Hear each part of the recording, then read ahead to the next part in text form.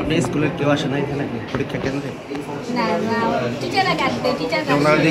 অন্যায় হয়েছে, কিন্তু এটা আমি তো বুঝি নাই এরকম অন্যায় যে হয়েছে। আপনার শাস্তি হওয়া উচিত কিনা কি মনে করেন? আমি তো বুঝি না, এখন তারা যে শাস্তি দেয় আমার তো মাথা বাইতে নিতে হবে। ইনফরমেশনের ভিত্তিতেই আমরা, কারণ ছবিগুলো সবই কিন্তু স্ক্যান করা তাদের ধরা পড়েছে। এখন আমরা কোন প্রক্রিয়ায় শাস্তি দেওয়া যায়, কি দেওয়া যায়, সে সমস্ত কিছু আমরা এখন কাজ করছি। ছেলে আমার এক পরিচিত ভাই ছিল, তার অনুরোধে পরীক্ষা দিতে আসছিলাম। উনি বলছিল ওনার চাকরি, উনি গার্মেন্টসে জব করে, তো এখন যদি প্রতিনিয়ত পরীক্ষা দেয় তবে চাকরিটা চলে যাবে।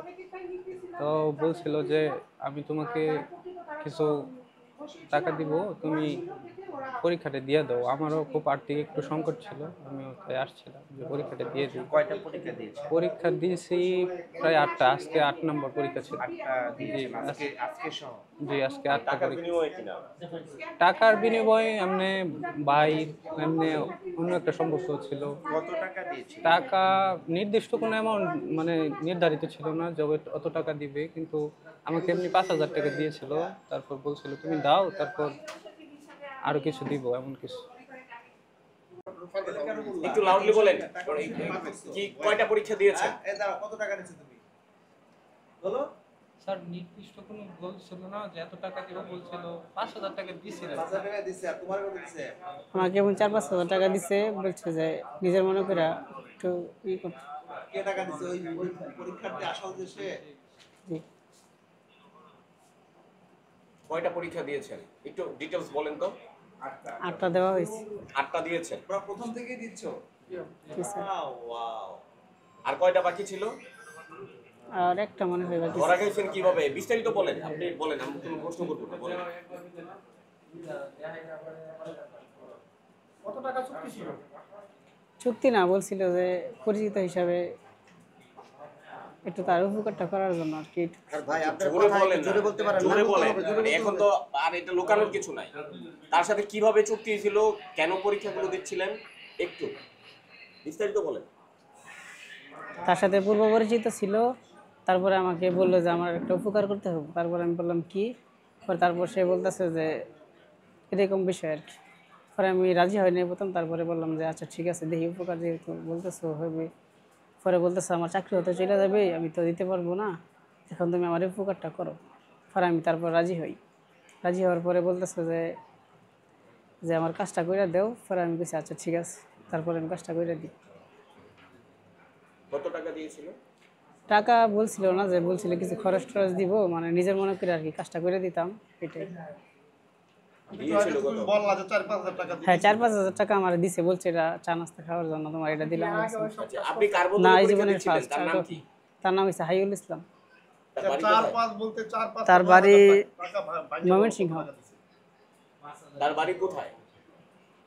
তার বাড়ি ময়মনসিংহ। ওই ছেলেটার নাম কি যার হয়ে আপনি পরীক্ষা দিচ্ছিলেন? হাইউল ইসলাম। আপনার নাম কি? আমার নাম মামুন। এখন আপনার কাছে এটা কি মনে হচ্ছে, আপনি কি এটা অন্যায় করেছেন কিনা আপনার মুখ থেকে শুনতে? হ্যাঁ, এটা আইনের অনুযায়ী অনেক অন্যায় হয়েছে, কিন্তু এটা আমি তো বুঝি নাই এরকম অন্যায় যে হয়েছে। আপনার শাস্তি হওয়া উচিত কিনা কি মনে করেন?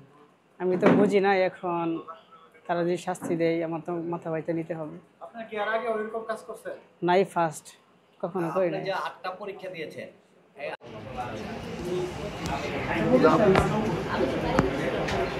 ম্যাডাম আপনি কি আপনার যে কতজন পরীক্ষা দিতেছেন? হ্যাঁ, 41। মানে ওরা বক্সি দিতে আসছিল, এই বিষয়টা কি আপনি জানতেন? না না না, আমি স্যার বলার পরে জানছি। ম্যাডাম একটু শুনেন স্যার, আসল ঘটনা না জানি ওইটা তো রেকর্ড নেবেন না, ওইটা তো বক্তব্য নেবেন, আপনি নাম নেবেন ওনার। 41 জন পরীক্ষা দিয়েছে বইলা ফেলছে, আসল ঘটনা ওনার শিক্ষার্থী, ওনাকে জানতে হবে না? আমি ওইটা তো জিজ্ঞেস করতে। আপনি তো আগে নাম জানি না, স্যার যখন আমাকে বলছে আমি ফুটবল থেকে পৌঁছাতে বৃষ্টিতে ভিজা চলে আসছি।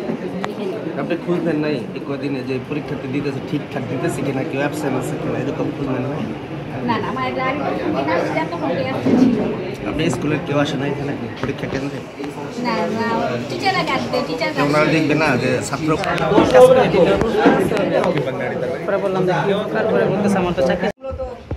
যে ইয়েতে থাকে, ডিউটিতে থাকে, ওনারা করেন। পরে ওনাদেরকে বলা হয়েছে প্রত্যেক রুমে যে আপনারা সব গুলো যাচাই বাছাই করবেন। আজকে ছবির সাথে সবাই সব ছবির সাথে তাদের মিল রয়েছে, ছবির সাথে সেজন্য প্রথম ইয়েতে ধরা পড়েনি, কিন্তু পরবর্তীতে ওই কক্ষ পরিদর্শকের ইনফরমেশনের ভিত্তিতেই আমরা, কারণ ছবিগুলো সবই কিন্তু স্ক্যান করা তাদের। ম্যাডাম, পরীক্ষা শুরু হওয়ার কতক্ষণ পরে আপনারা শনাক্ত করতে পারছেন যে ওনারা ভুয়া মানে ফক্সি পরীক্ষা দিচ্ছে? প্রায় 2 ঘন্টা, অর্থাৎ শেষ পর্যায়ে পরীক্ষা। ভুয়া শিক্ষার্থী পরীক্ষা দিতে ধরা পড়েছে।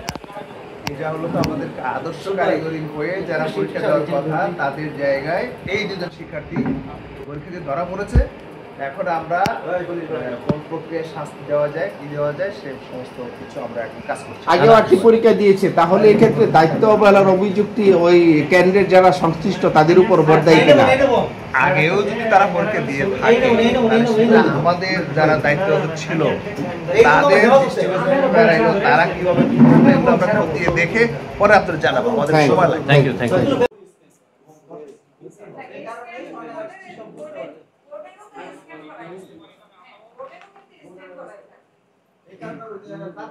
বলবেন, হ্যাঁ?